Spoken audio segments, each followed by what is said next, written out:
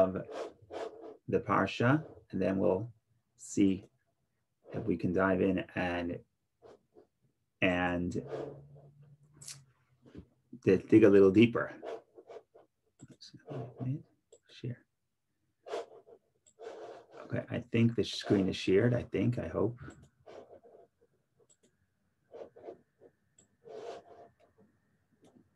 Right, could you see the nutshell? Neil, you could see the nutshell? I don't hear you. No, don't see any nutshell. You don't see the nutshell. Okay, we'll try one more time. Close everything else again. How about now? Yes. Yeah, now we see the nutshell. Vayishlach in a nutshell. So yeah, even before, just to place the story is that Jacob steals the blessings from his brother. That was 2 weeks ago. Then he runs away to Haran because he's afraid of his brother. And while away, he's away for 20 years. And while away, he marries his eventually 4 wives, and he has 11 children. And now he's heading back toward Israel. That's what we read last week. And now, by Yishlach, we read about how Jacob enters the land of Israel, and he's traveling toward the home of his father. And he is a little bit afraid, or very afraid, about this meeting with his brother Esau. So 20 years have passed since he saw his brother last, and 20 years have passed in the span of last Parsha, and now Jacob is afraid, and a big part of the Parsha is the preparation and then the reunion of these 2 brothers. And of course, we're going to explain how this is not only a historical event, but this reunion had tremendous ramifications because it represents not only the reunion of 2 individuals, but it represents the reunion of the energy of Jacob and the energy of Esau, which has ramifications for everybody's lives today. But for the meantime, we'll read the simple interpretation. We'll read the verse, and here we go.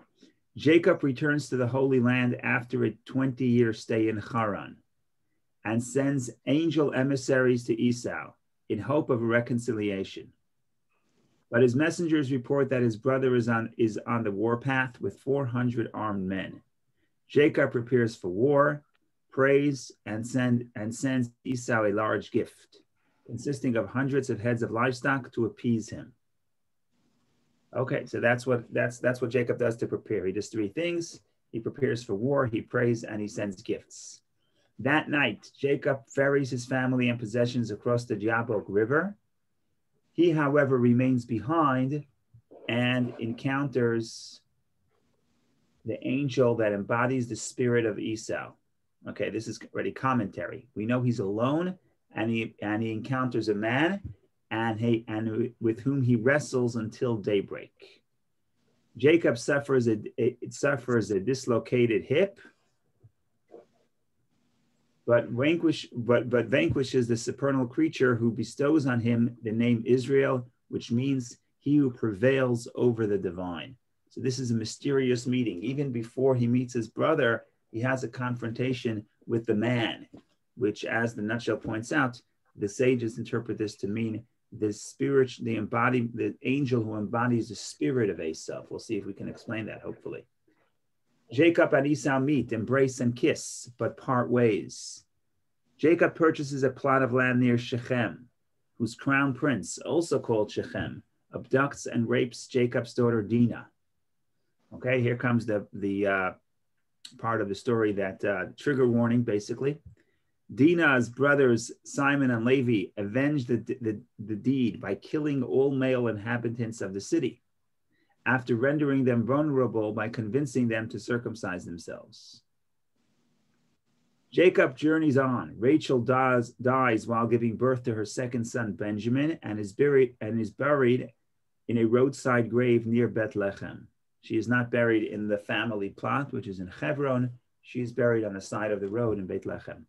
Reuben loses the birthright because he interferes with his father's marital life. Jacob arrives in Hebron to his father Isaac, who later dies at age 180. Rebekah has passed away before Jacob's arrival. Our Parsha concludes with a detailed account of Esau's wives, children, and grandchildren, the family histories of the people of Seir, among whom Esau settled, and a list of the 8 kings who ruled Edom, the land of Esau and Seir's descendants. So there's a lot going on here, a lot to discuss. But here it is. Here it is in nutshell form. Now we want to start going into the story more carefully. So I think we'll look at the actual text, and we'll see what we come up with. So I'm going to read a few verses just to get the feel. So Jacob is coming. There's no text messages. There's no email. There's no WhatsApp. He has to figure out what's going on, how his brother is doing. So he has to send messengers. So that's where the parsha opens. Chapter 32, verse 4. Jacob sends angels ahead of him to his brother Esau to the land of Seir, the field of Edom. They translate it as angels, but it doesn't have to mean angels. Malachim could be angels. It could also be messengers. So there are 2 interpretations. And he commanded them, saying, so shall you say to my master, to Esau, thus said your servant Jacob, I have sojourned with Laban, and I have tarried until now. Your brother's waiting for you. He says, I got busy. I was late. How late? 20 years late. In any case, what did I accomplish in the last 20 years? I have acquired oxen and donkeys, flocks, manservants, and maidservants, and I have sent to tell you this to my master to find favor in your eyes. Because I'm reaching out to you. I want to find favor in your eyes. Problem is, the angels returned to Jacob, saying, we came to your brother, to Esau, and he is also coming toward you, and 400 men are with him. Someone coming with 400 men is not coming for peace. He's not coming for a picnic. He's coming for battle. So Jacob is frightened. Verse 8, Jacob became very frightened and he was distressed. So he divided the people who were with him and the flocks and the cattle and the camels into 2 camps. So why does he divide into 2? That's a preparation for war. That's verse 10. And Jacob said, verse 9. And he said, if Esau comes to one camp and strikes it down, the remaining camp will escape. And then he prays, beautiful prayers. Verse 10, 11, 12, 13, really beautiful. A great description. Verse 11, I have become small from all the kindnesses and from all the truth that you have rendered your servant. In other words, there's 2 responses to people being successful. Sometimes when people become successful, the success makes them more arrogant. Other times, a tzaddik, a righteous person, when God gives him success, the success makes him humble because he realizes that he's not deserving. So Jacob says about himself, I have become small, I have become humbled from all the kindness and from all the truth that you have rendered your servant. And this is a beautiful description. For with my staff I crossed with this Jordan, and now I have become 2 camps. Remember, when Jacob ran away from his brother, he had nothing. All he had is a staff. Now, 20 years later, he's got a tremendous camp split into 2, prepared for war. And then he continues the prayer. So that is the story in short, at least in the beginning, the first section. We'll get back to these verses in a moment, but we first want to think about what is the message here and what's the takeaway. So the first thing, it's interesting to point out what the sages say. The sages teach that this model that Jacob points out, that Jacob lays out for us, is really a model of how in general we're supposed to navigate through life and how we're supposed to prepare for any challenge. And Jacob takes a 3-pronged approach. He prays, but he doesn't only pray. He also prepares for war. But not only war, he also prepares for appeasement, right? So in other words, a person, I guess you can't put all your eggs in the same basket, spiritually speaking. Meaning a person has to be able to realize that even though we believe in God and we pray to God and we want God's blessing, nevertheless, God wants us to prepare and to do everything we can in the natural sense. And that's why Jacob prepares for war. But not only does he prepare for war, he also prepares for battle. For appeasement. So the gifts and the appeasement are the natural form of preparing. And then you have the prayer. And the prayer is the spiritual form. And you need both. So you need to prepare physically and spiritually, but also in the physical sense, you have to be prepared for war and open for peace. And that's in general. The sages see this as in general. How do we navigate through the world? We don't just think about the physical element. We don't just think about the spiritual element. We think about both. Okay, so that's just an interesting point. Now we have to get into the details and figure out what's Jacob doing here? How is he seeking to appease his brother? Because remember, he sends a nice messenger, and you'll see later he sends many gifts. We didn't read it because I don't know if you're interested in reading exactly how many donkeys and how many camels and how many sheep, but the Torah does get into specifics and tells us exactly what he sends and how much he sends.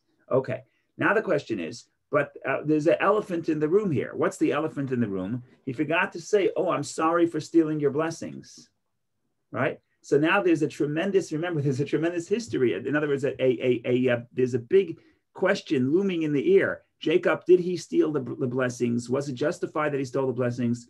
And it's almost like Jacob is ignoring it. And that's the question, is he ignoring it? And if he is ignoring it, is it a good idea to ignore it? So the commentaries explain he's not ignoring it. He's not addressing it head on, but he's not ignoring it. And Jacob is basically signaling by the choice of words he uses, only one word, but one word is enough to signal to Esau, to his brother. He says, don't worry that I stole the blessings, because you don't really want these blessings. And here is why. So we're going to point that out. Now, before that, we have to defend our great-grandfather Jacob and say, did Jacob indeed steal the blessings? Well, it depends on your perspective. From our perspective, Jacob did not steal the blessings because the blessings belong to Jacob. Even though Jacob wasn't completely honest, he presents himself to his father and he says, I'm Esau. We discussed that 2 weeks ago. We're not going to get into the dishonesty part, but Jacob deserves the blessings. How do I know Jacob deserves the blessings? It's not because he's my grandfather and I stick up for my grandfather. It's because the verse itself, the Torah itself tells you why. In the beginning of the story, the Torah tells you a story that Esau sells his birthright to Jacob. So if Esau sells his birthright to Jacob, Jacob, the younger one, is entitled to the birthright, entitled to the blessing. So from our perspective, at least for the purpose of this discussion, Jacob did not steal the blessings from Esau. He was entitled to it. Okay. But his brother is upset. That's why he ran away to Haran. His brother is upset. His brother wants to kill him. So what are you going to do? Send him some goodies and say, here's some sheep. Do you forgive me? You have to talk about the actual sort of the grievance, the elephant in the room. So the commentaries are going to explain that indeed he is talking about the elephant in the room. Rabbi, you can understand Esau's reaction coming with 400 men, because even though there's these lovely gifts, he knows Jacob to be a very cunning man and not to be trusted. So he is acting appropriately as well. I hear that loud and clear. I would add that I don't know what happened, but whatever Jacob did, it worked. In other words, whatever Esau's intention was initially, when they meet up, we'll discuss that meeting because that meeting is profound. But when they meet up, it's a very emotional, loving meeting. So something Jacob did worked. The problem is we don't know exactly what. It's like if you want to do a study, you have to separate all the specific aspects and see what worked. Jacob did many things, so I can't tell you for sure what worked. I tell you my suspicion, but I don't know for sure what worked because he did so many things. But whatever he did, it worked. So that's interesting. Now, what worked? Why did Esau all of a sudden not mind that Jacob stole the blessings? How did Esau sort of forgive? So according to the commentary that I'm going to mention here, the reason why Esau no longer desires the blessings, because he realizes that the blessings are not so hot. They're not as hot as they're made out to be. In other words, there's a price that comes together with the blessings. And Jacob is very smart. He signals that in one word. He just uses one word, but that's a trigger word in this family. So if you understand the family and you understand the history and you understand what they know about their future, and then Jacob just has to say one innocent word. He drops the word, but that word's a bomb. And when Esau hears that word, he says, you know what? You're right. I don't need the blessings. I'd rather you have them. And that's what we want to get to. I want to look at the word. I want to look at the verse. And I want to look at the Hasidic commentary. And we will give the interpretation. So this is... Rabbi, can I ask a quick question? Oh, please. So the parsha begins, V'yishlach Yaakov Malachim. Why doesn't it say Shluchim? Why does it say Malachim? Well, it's possible that they want to, it chooses a word because it wants to include this concept of angels. If you saw Rashi, the English translation of the English translation said, I don't remember, the nutshell said angels. I don't remember what the parsha said, but Rashi says that Rashi says that the messengers were angels. So the word malachim could contain the meaning of angels as well. But I don't want to go into the angels problem here right now. But that could be the reason. In other words, shluchi means that they're messengers, but it's generic.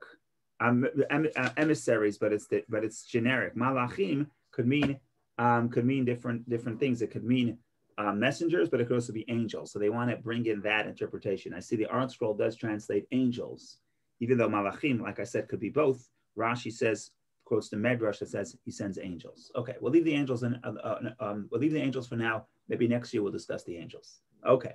Let's think about this. What Jacob? Remember, Jill thinks that Jacob is very tricky, and maybe he is, but he's going to use his cleverness, if that's a word, to dissuade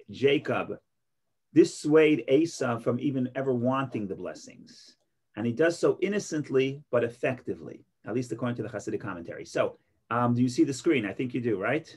Yes, we do. Okay. Yes. So let's read the verse. So he sends the message before his innocent guy, sending a message. Jacob sent angels ahead of him to his brother Esau to the land of Seir, the field of Edom. And he commanded them, saying, so shall you say to my master, to Esau. Okay, here's the key. Thus said your servant Jacob, I have sojourned with Laban, and I have tarried until now. What does sojourn mean? In Lavan, with Laban, I have sojourned.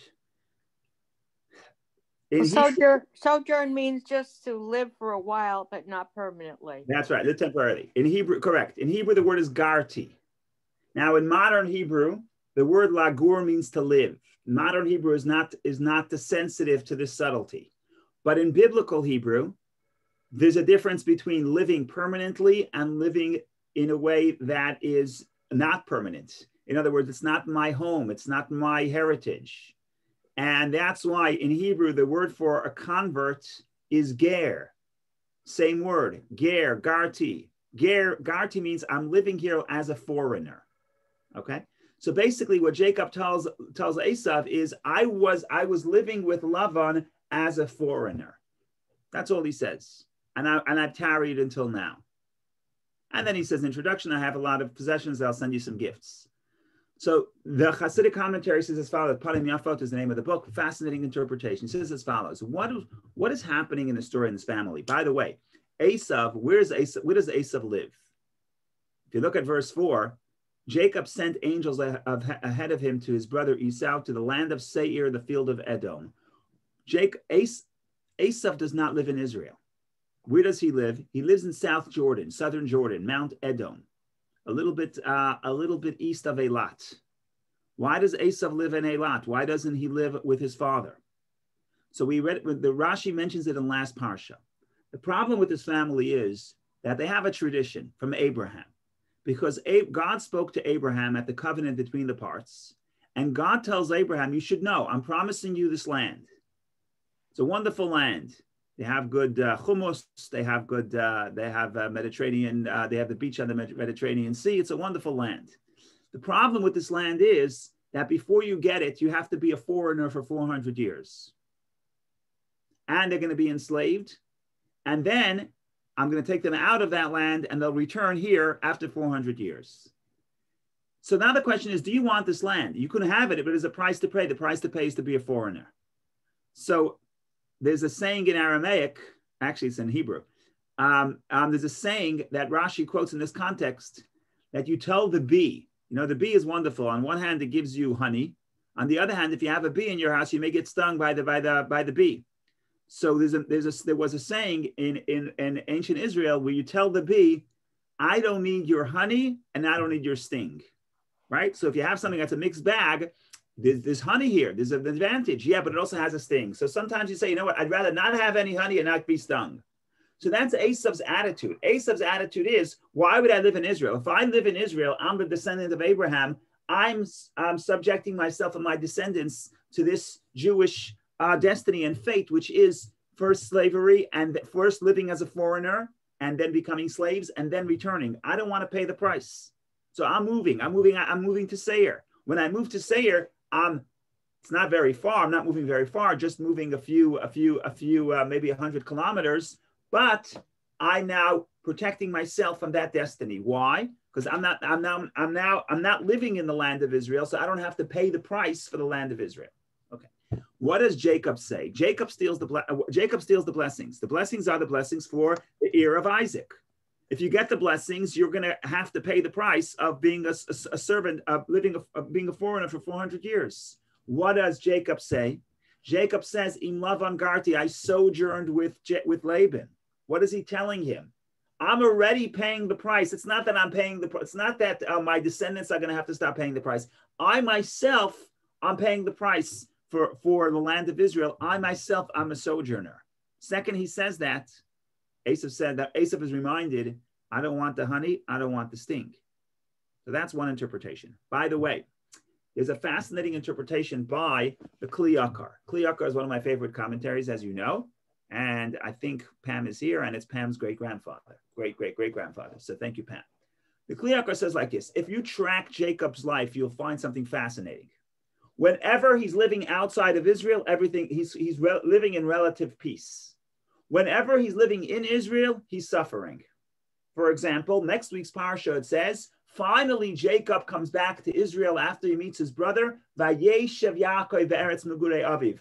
Jacob settles in the land of his forefathers. And it doesn't say he sojourns, it says he settles. Finally, Jacob comes back, and he's ready to retire comfortably in Israel. What happens? Boom. Immediately, his son Joseph is kidnapped and sold as a slave, and for the next 22 years, he's in mourning. 22 years later, as soon as they reunite where in Egypt. And the last 17 years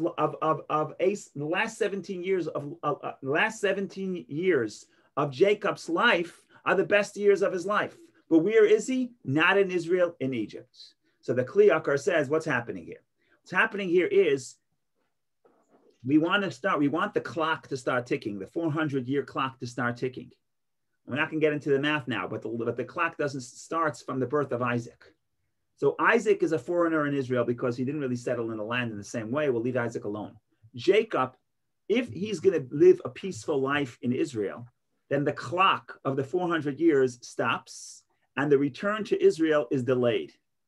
So God orchestrates that Jacob cannot live in peace in Israel because Jacob has to be a sojourner. He has to be a ger. He has to be a foreigner.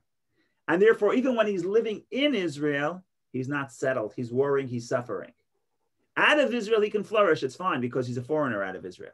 So what do you see? This just highlights the point that when Jacob says the word im lavan garti, have sojourned with Laban, it's not just a description of events. We know you were with Laban. You think it's a secret. Everybody knew that. But he's basically telling Esau, he's signaling to him, I'm not sure you want this lifestyle. And maybe I can't prove it because maybe it was the gifts. Maybe it was something else. I can't prove it because, like I said, he tried everything. It's like when I have a headache, what do? I take a coffee, I take a Tylenol, and I go to sleep. Then I feel well. The problem is, I don't know what helped me. Was it the coffee? Was it the Tylenol? Or was it the water? I don't know. So then the next time I have to do all three. If I had patience, I would test them, but I don't have the patience. So here too, I don't know if this is what did the transformation, if it was this word, but I think that this is compelling because I think when in that family, when you said the word garti, when you say the word sojourner, all of a sudden people start listening because they're afraid, because they know of that tradition to Jacob, to Abraham, which is why Esau himself checks out and moves to Edom and does not want to live in Israel. So now that you remind the person that what I stole from you, even if you're upset that I stole it from you, but if you realize that if I stole from you, maybe I in fact liberated you from this destiny, which in some sense Jacob did, then Esau was willing to overlook that. So that's the practical psychological interpretation. Then you have a Hasidic interpretation. The Hasidic interpretation is like this. The Hasidic interpretation is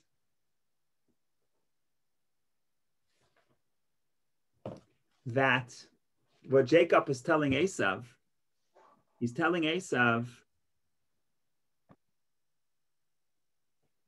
not just the technicality where he was. He's giving Esau insight into Jacob's spiritual state. And the spiritual state is that a Jew living in the physical world feels that, that he is a sojourner. He is a foreigner. This is not his place. What is his place? His place is the place of the soul. He's here for a reason. And that's what Jacob says. Im Lavan Garti, when I'm with Laban and I went there and I became successful and I flourished and I have a lot of possessions, but all those possessions I lived it like a foreigner because that's not who I am. That is not what defines me. Like the famous question that everybody has to ask themselves is, am I a body with a soul or a soul with a body? In other words, how do I identify? Do I identify as a spiritual being? That I also have a physical life to be able to fulfill what my soul needs to fulfill in this world? Or am I primarily a physical being? I'm just trying to survive and live a physical life, and I also have a spiritual life as well. So that's what Jacob is signaling. Jacob is saying, I'm with Lavan, I'm Garti, I'm a sojourner by definition. I'm a sojourner because my identity is my spiritual identity. Okay, fine.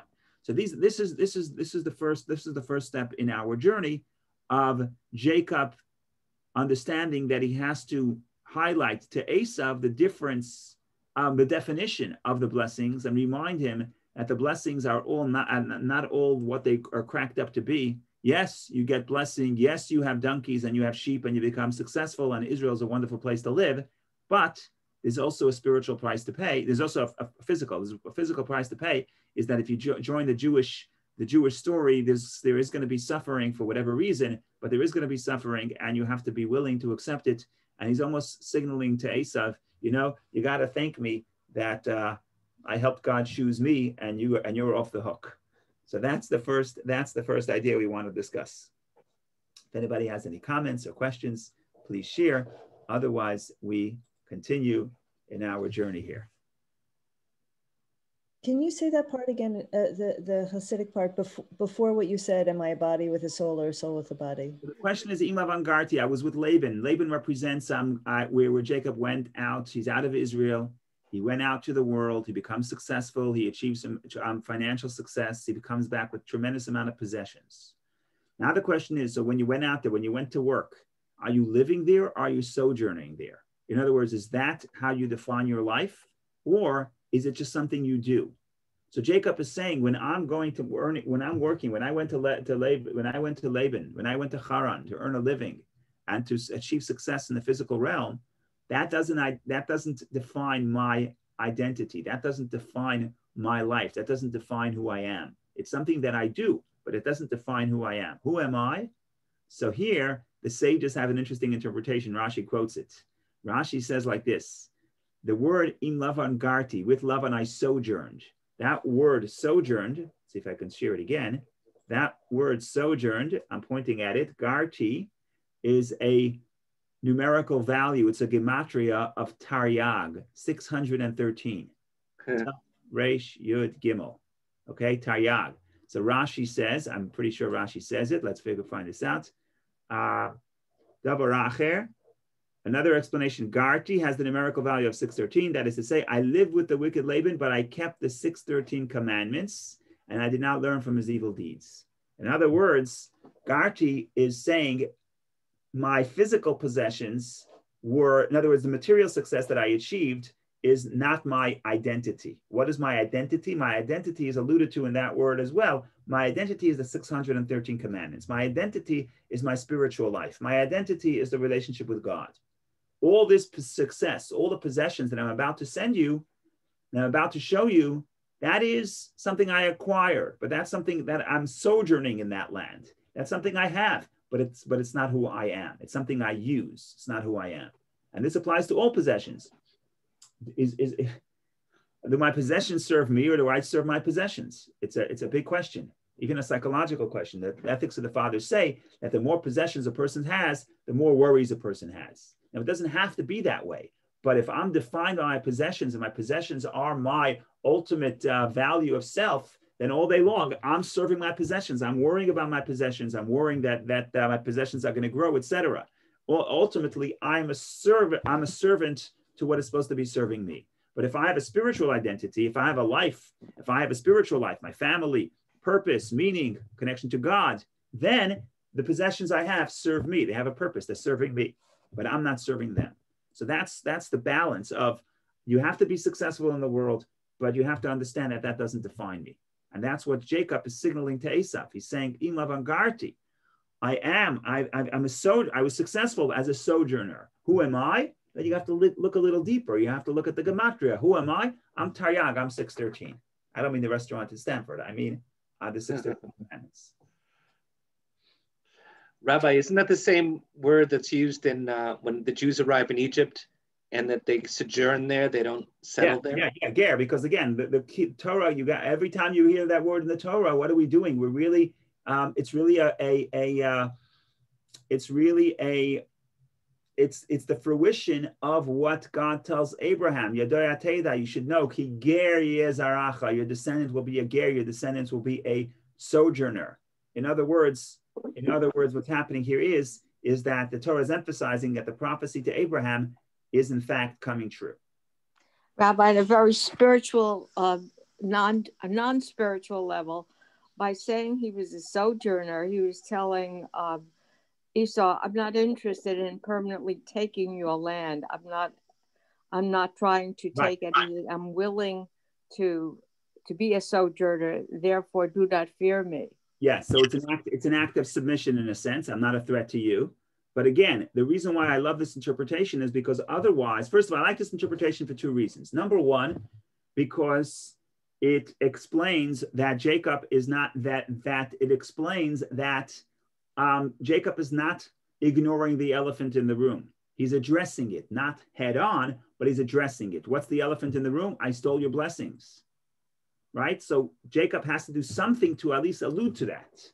So that's one reason why I like it. The other reason why I like it is if you want to influence somebody, okay, now you're going to say Jacob is cunning. If you want to influence somebody, you want to communicate with them, you have to understand their perspective. And we understand Esau's perspective. Esau is already afraid of the Jewish story. He's already afraid to live in Israel. That's why he picked up and moved, even though he loved his father very much. And it's funny, actually. If you think about it, it's funny. Jacob marries girls from Haran, from Iraq, and brings them to Israel. Esau marries girls from Canaan, from Israel, and takes them to Edom. In other words, on the surface, it seems like, why shouldn't Esau live in Israel? His father's there. He loves his father. His wives are from Israel. Let him settle in Israel. What's wrong with Israel? But no, even though he has roots in Israel, he picks up and moves. That's a dramatic move. Why that move? That move is because he doesn't want a part of the decree of the promise to Abraham.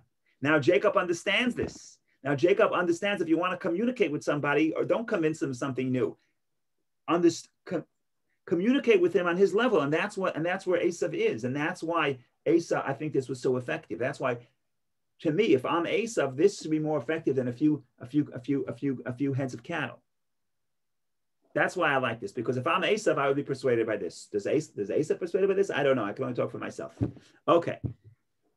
There's a lot to talk about. There's a tremendous amount to talk about. We want to think about the meeting and what the meeting represents. But before the meeting, I don't know what to do first. Before the meeting or the meeting? You want to read the pre-meeting or the meeting? So let's read the pre-meeting. I'll leave the meeting for another time.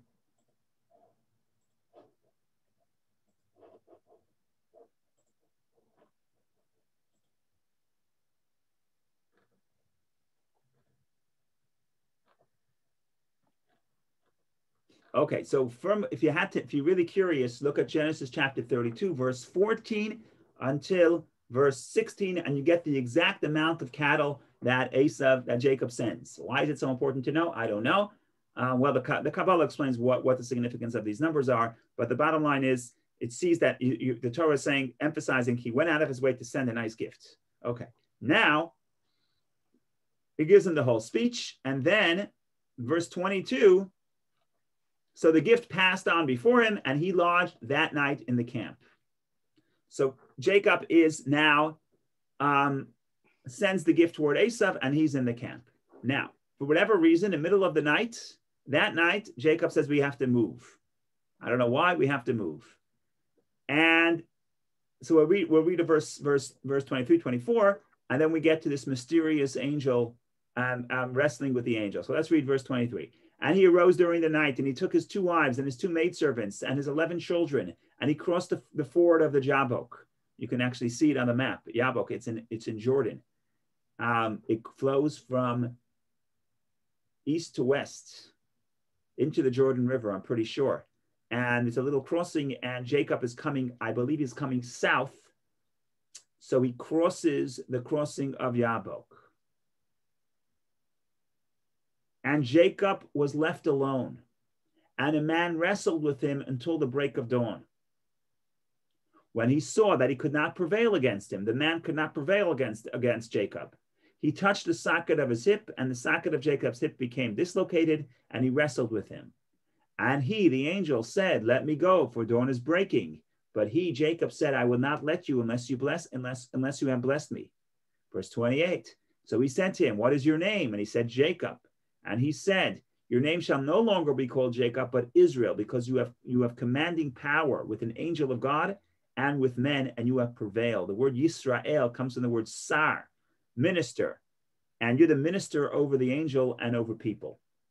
And that's basically the end of the story. And the next day in the morning, he actually meets Jacob. So there's a lot going on here. But before we figure out what's going on over here, we want to just deal with some technicalities. Why was Jacob alone? Verse 23 reads, he takes his family, his 2 wives, 2 maidservants. In other words, I guess you can call them maidservants or concubines. They were the maidservants of Rachel and Leah, but they were the mothers of some of his children. Bilhah and Zilpah were mothers as well. And what happens is he crosses over everybody, but then he's alone. And why is he alone? So Rashi has an interesting interpretation. Rashi says that maybe a little strange. Rashi says that after he helped his family cross, not only his wife, and he took across what was his. He took what it was his across, all his possessions. It doesn't say the word all. So the verse says that and Jacob was left alone. So what does left alone say? Says Rashi, verse 21. Rashi says, and Jacob was left, he had forgotten small bottles and returns for them. Okay? So what happens is that Jacob, for whatever reason, is alone because, why? Because he forgot a few jugs. And the fascinating Talmud, the Talmud says, this teaches that the righteous people, their money is very precious to them. Why? Jacob is a wealthy man, but he crosses the Jabbok back and he's alone at night and he gets into trouble. Why? Just for a few jugs. What big deal? He lost a few dollars. No, every dollar is important to him. So we can discuss that as well, maybe another time. But in any case, Jacob is alone. And then he has this conflict with this angel, with this man. It doesn't say he's an angel. It says, and a man wrestled with him until the break of dawn. Who's the man? So we have Rashi. Rashi gives a whole interpretation of what the word Vayeyavek, he wrestled. What it means is different interpretations. Menachem explains, no, it's not me. Menachem is Rashi. There are two people that Rashi quotes sometimes when it's a tricky Hebrew word. The first is Menachem. His name was Menachem ben Saruk. He lived a little before Rashi. He is the first one to make a dictionary of biblical Hebrew. It was called a Machberet, which really means a notebook.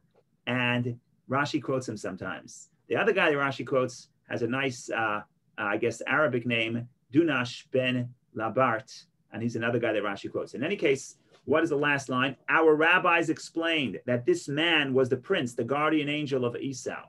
Okay, so the rabbis see this is not an ordinary man. How do I know it's not an ordinary man? If this was an ordinary man, they got into a fight. If it's just a story about Jacob got into a fight, and what is this whole significance? They're fighting all night. In the morning, he says, "Bless me." Why does Jacob, imagine you're walking down, you don't know from this, but if you're living in Brooklyn where I grew up, and you're walking down the street at night, and somebody comes up to you and starts wrestling with you, and you're wrestling all night, and the morning breaks, what do? You run for your life. You don't say, "Hey, mugger, give me a blessing," right? That's really what happens. Jacob says, "Could you please bless me?" The guy just held. This guy's fighting with you all night. Why do you need a blessing? The guy's a thug, right? So if Jacob seeks for a blessing and the guy gives him a nice blessing, not only a nice blessing, the name of the Jewish people, the children of Israel, comes from this person who was who was fighting with Jacob.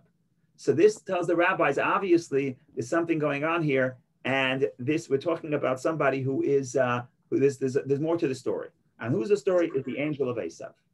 Rabbi, yeah. Apparently, Jacob had this dream coming and going. He had a dream coming and going, because this latter part, he didn't wrestle with a man. It was not put that he had a dream, but it was a dream. And he was asking the dream for a gift. Right. In both cases, he asked the dream for a gift, and he got the gift. Yes. Okay. That makes sense. There's a beautiful interpretation from by Jonathan Sachs of blessed memory. We should quote it. You may know it, but it's a beautiful interpretation. He says like this. He says, what is the definition of a Jew? He says, every person faces challenges. But what do you do when you have a challenge? Many people, when they have a challenge, they want to move forward and forget about it. And that's how they survive. The person understands that the challenges are actually the greatest opportunity for growth. So Jacob is challenged all night. He wakes up in the morning, he says, I am not going to let you go until you bless me.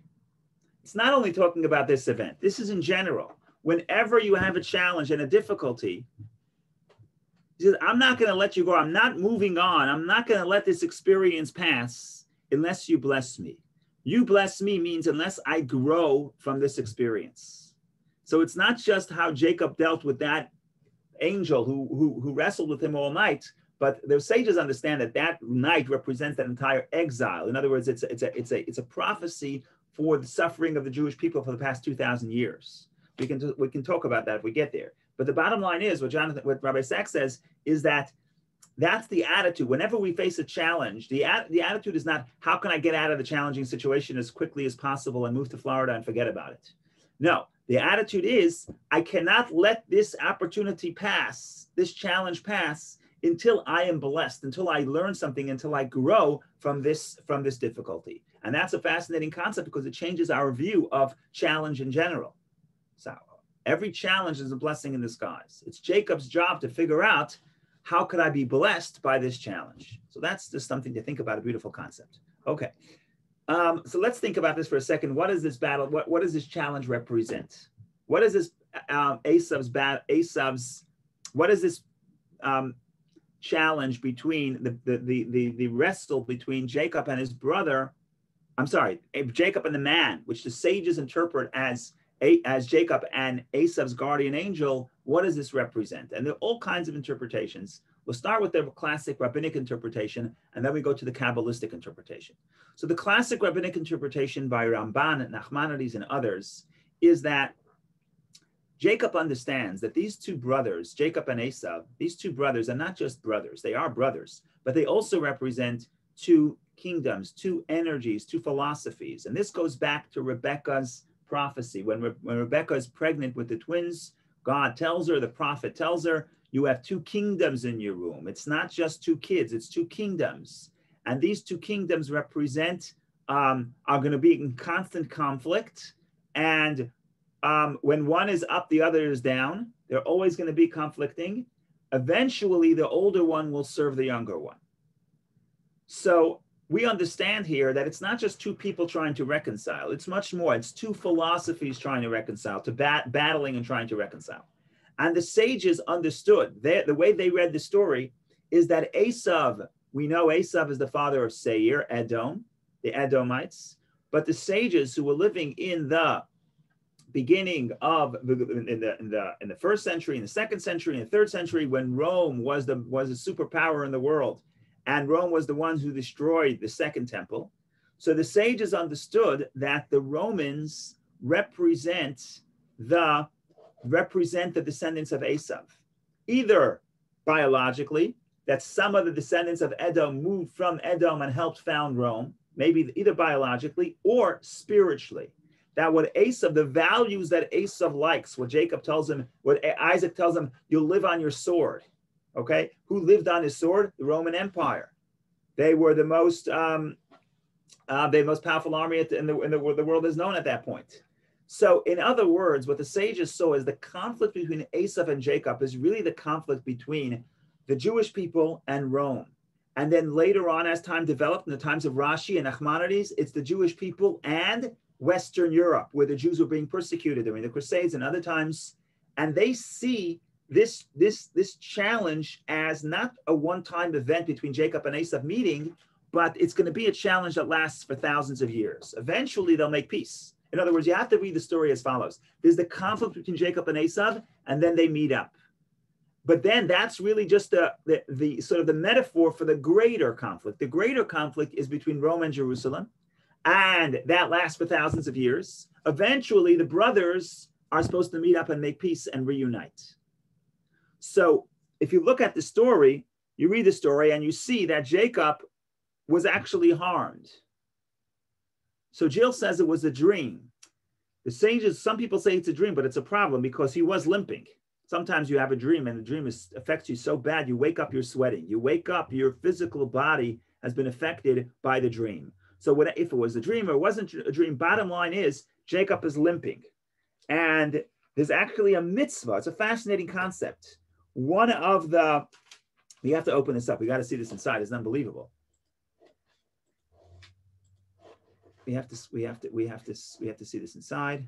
Rashi's commentary, third.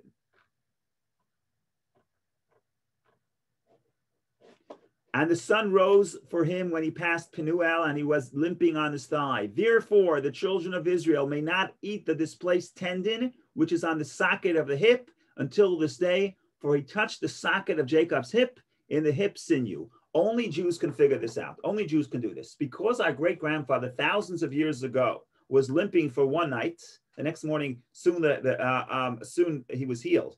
But because he was limping for one night, therefore, for thousands of years, the Jews are not allowed to eat the sinew that's next to the hip in an animal. So when you get a kosher animal and you buy kosher meat, you should know they took out what they call the gid hanasheh. They took out, here they translate as the tendon. I don't know what a tendon is. They take out the tendon and you're not allowed to eat that.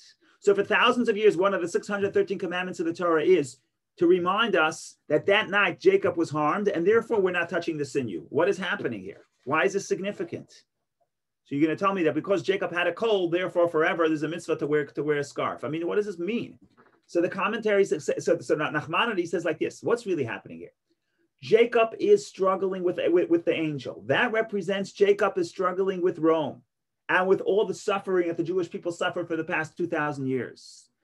The point of the story is Jacob is not going to move is not the more powerful one. Jacob is the weaker one. We were always weaker than our enemies. And that's why we were affected. We're limping. Limping means we were touched, we were harmed, we are suffering. Yet we survive. Yet we survive because God protects us. So when we have a commandment for thousands of years never to eat that sinew next to the hip, because that's what happened to Jacob. Jacob was harmed there. What we're really reminding ourselves is that we're the weaker one. But the fact that we survived to tell the tale is because God is protecting us. So not eating the sinew is really a metaphor for the fact that Esau is trying to undermine us. Rome, Christianity, Western Europe is trying to undermine us in this generation. I guess in the 20th century, talk about Germany, is trying to undermine us, but God protects us. We survive, but we don't survive unscathed. We are limping. We are affected. That's how Nachmanides reads the story. And I think it's interesting to point out, before Esau and Jacob could meet, we have sort of the vision of how this conflict is going to play out for all times. So that's interesting if you're a historian. So, Rabbi, is the metaphor that he continued to limp, or it was just one day or short time? Eventually, when he comes back to Israel, when he finally settles in Israel, it says he came shalem, he comes complete and he's healed. But that's not part of this story. This story is we're limping. When we get to, in other words, until the exile is over, we're limping. We were affected. We were affected. We were persecuted. We are lacking. We are missing. We are vulnerable. But yet we survive. Why do we survive? Not because we're strong, not because we have a strong army, Either we do or we don't, depends who you ask, but we survive because of God's protection. So that image of the limping Jacob represents the divine providence that is protecting us. Okay, that's historical. If you're into history, this is beautiful because this can really span. This is really one image that can capture the Jewish story in the past 2,000 years.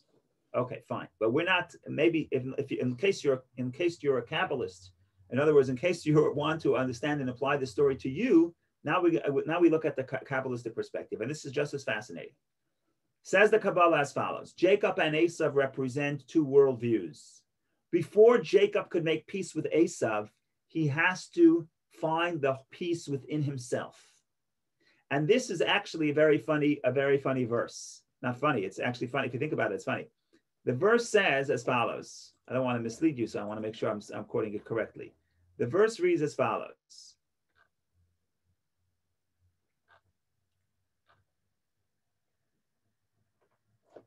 Tell me how 25 makes sense. And Jacob was left alone, and a man wrestled with him. If he's alone, there's no man wrestling with him. It doesn't say he was left alone from his family. Jacob was alone. Jacob was alone and a man wrestled with him. If a man wrestled with him, he wasn't alone. It's a contradiction.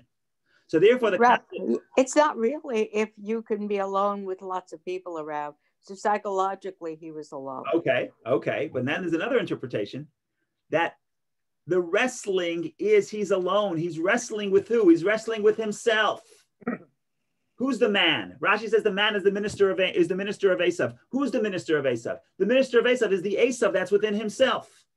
He has to wrestle with himself, make peace within himself. Before you could make peace with your brother, you got to make peace with yourself, right? Some people, okay, I don't want to get into politics.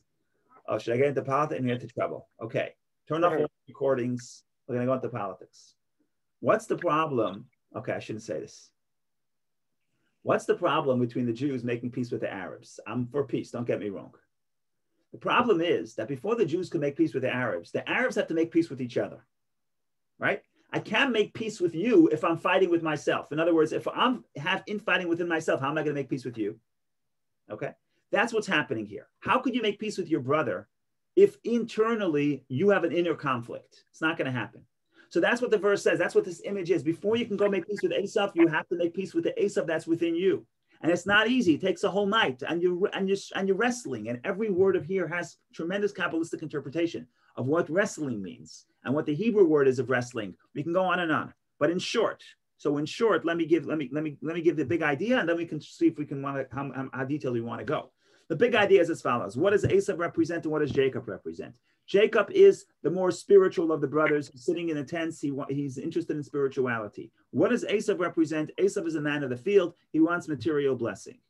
Now, we have Rome and Jerusalem. We have a conflict. We have to make sure that ultimately that the values of Judaism affect the physical world, that the values of Judaism affect the science and technology of the West. We have to bring the two brothers together.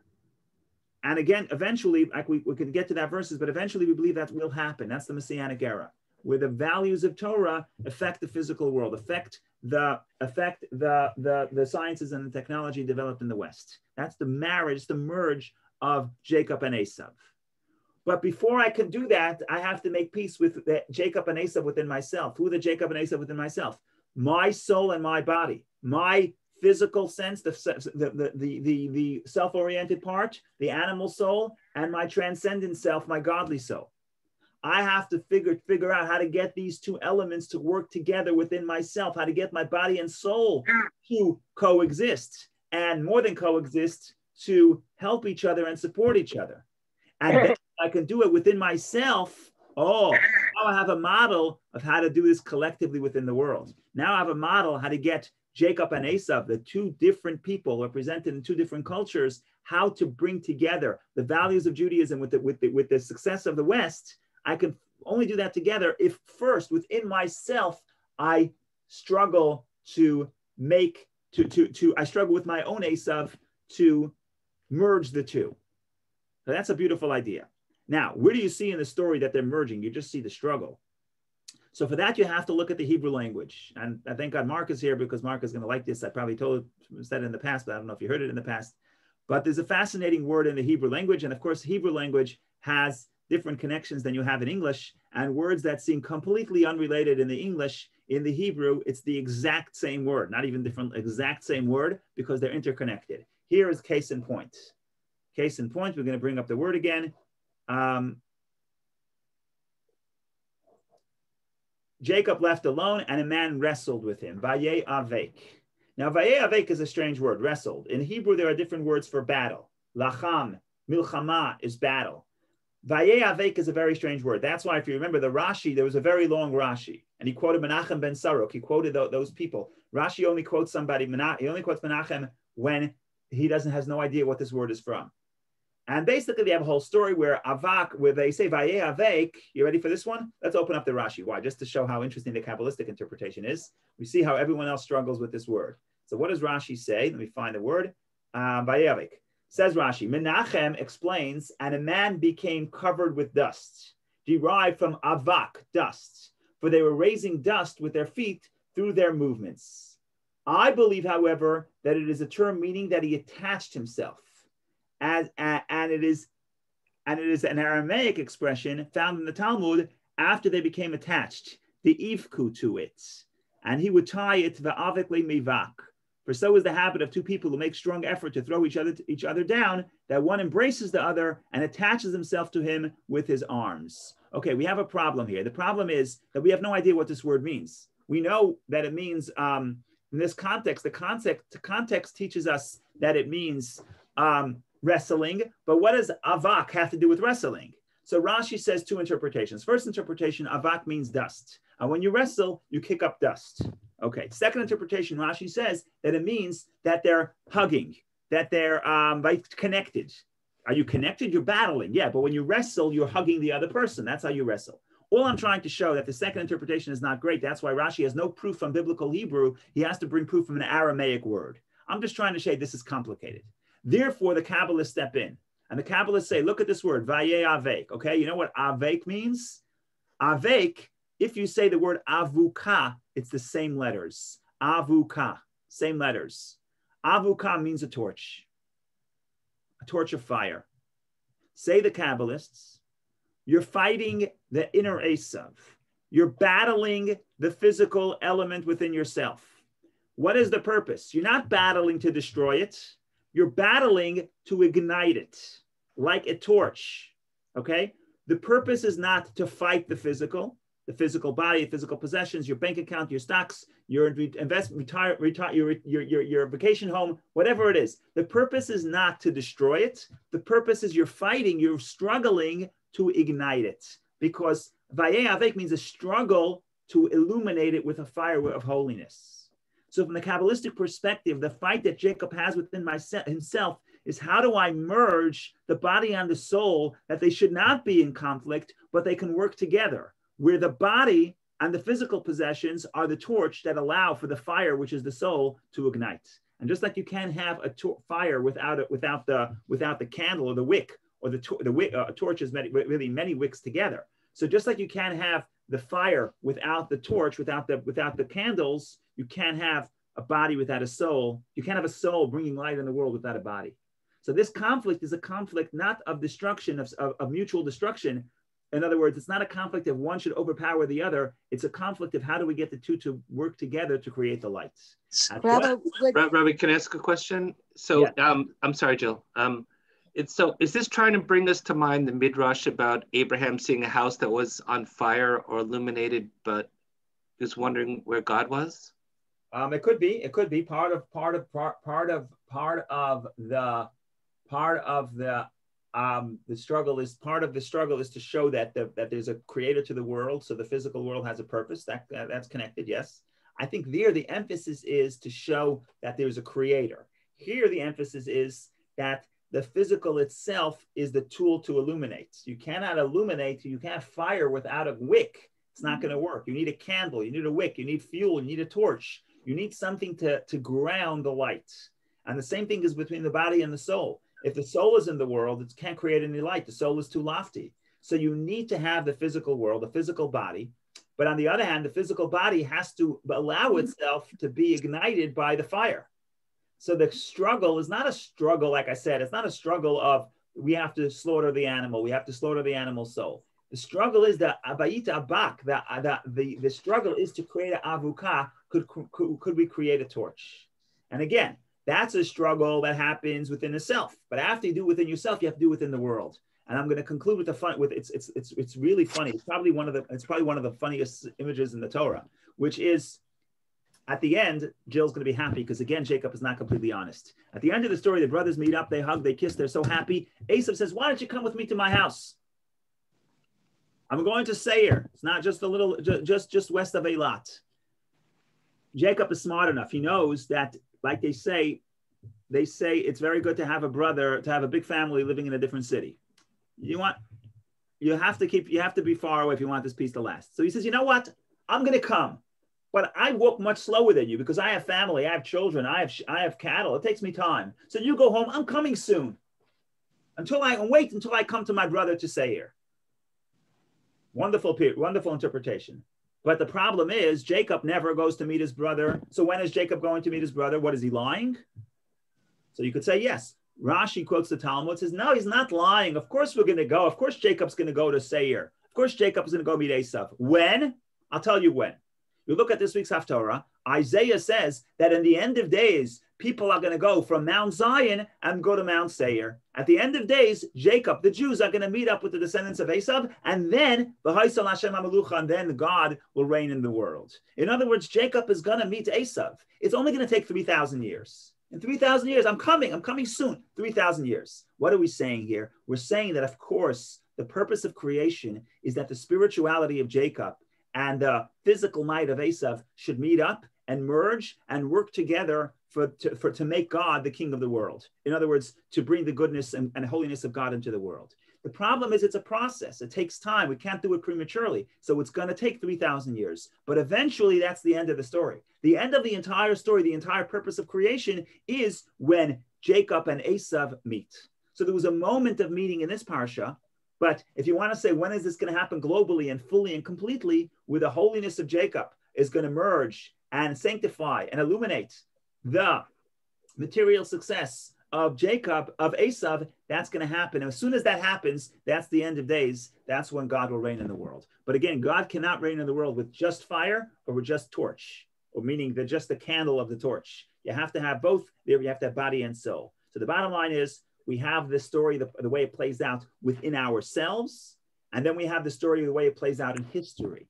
And therefore, this is such a fascinating image here of the meeting of Jacob and Esau, because it's multidimensional and there's so much here. Thank you very much for participating. Thank you for joining, and have a wonderful day. We should meet again in good health.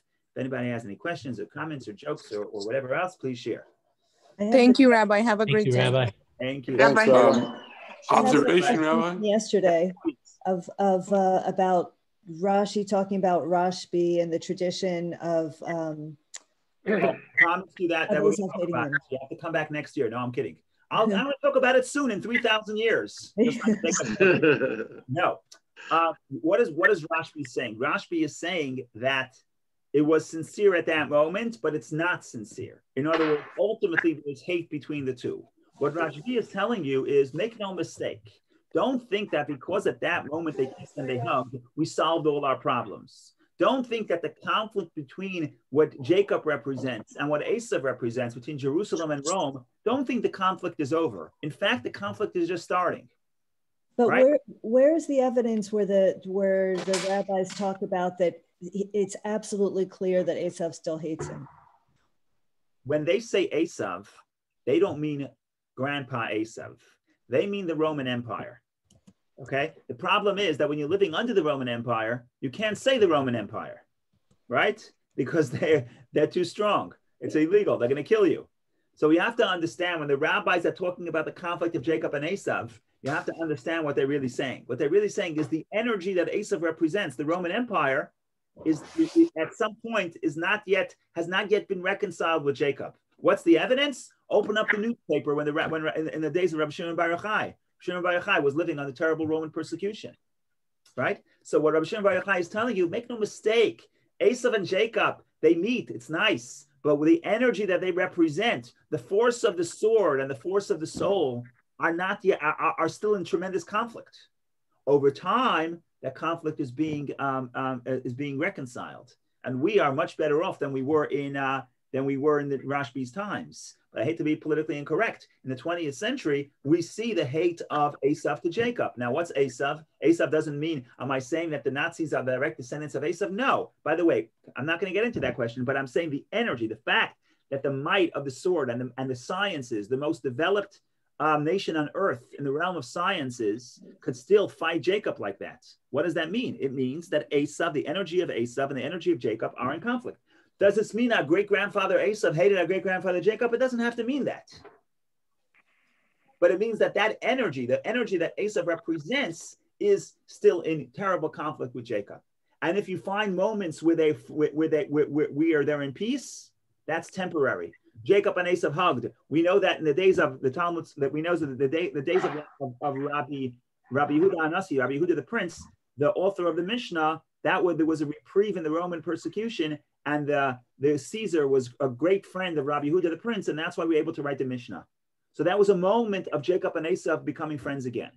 But is that the end of the story? Jacob and Esau, the energies they represent are peaceful? Rabbi Yishim Bar Yochai says that's crazy. Of course they hate each other. What's the evidence? I got 2,000 years of evidence. The good news, I don't mean to be depressed. The good news is that we're moving toward reconciliation. And we're there, we're almost there. Jacob says, I'm coming soon to reconcile. When? As soon as Isaiah's prophecy becomes true. It's about to happen. So we're moving in the right direction. So Rabbi, I have a question for you then about that. Where is Isaac and Rebekah in this story? How come they're not trying to reconcile their children? Well, Rebekah passes away before Jacob meets. So this meeting is actually, it's really, I'm pretty sure, unless I'm mistaken, I think this meeting actually happens before they enter Israel, because if they cross the Jabbok River, it means that they're moving from north to south on the eastern side of the Jordan. Unless I'm mistaken, they're still outside of Israel. So Jacob is not in Israel yet. He's very close to the Jordan River, but he's not in Israel yet.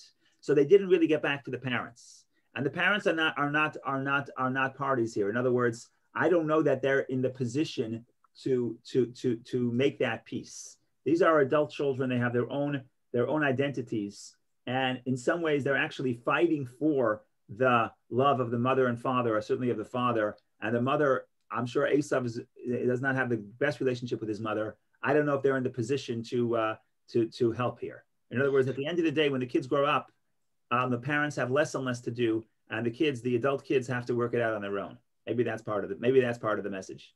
Right, but why doesn't Isaac insert himself anyway? This I don't know. Isaac's in general, I don't know. If I had to guess, in general, Isaac's Kabbalistic makeup is gevura, which is discipline, which is not so much stepping in to try to help, but making space for other people to solve their own problems. So in some sense, that would be consistent with Isaac's what's the word I'm looking for? With Isaac's way of life. Rabbi?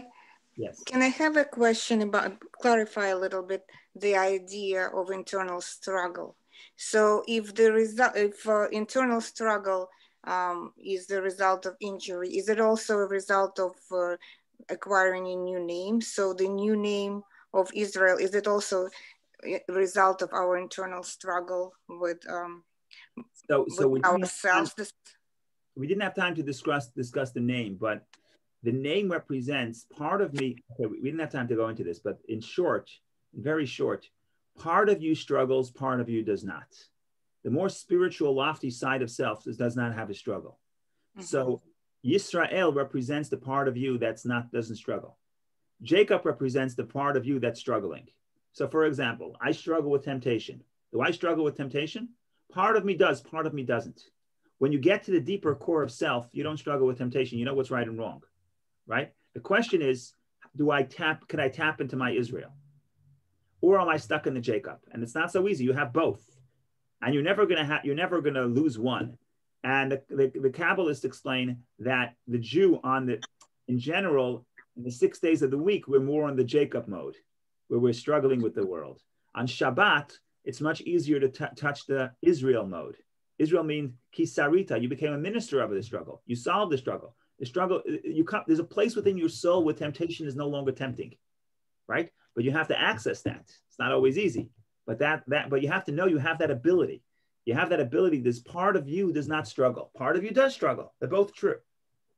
Thank you. And that's the injury is a result of that struggle, the internal injury of the physical side of the injury represents the fact that there's going to be a struggle, and in a struggle, there's winners and losers. Sometimes you fail.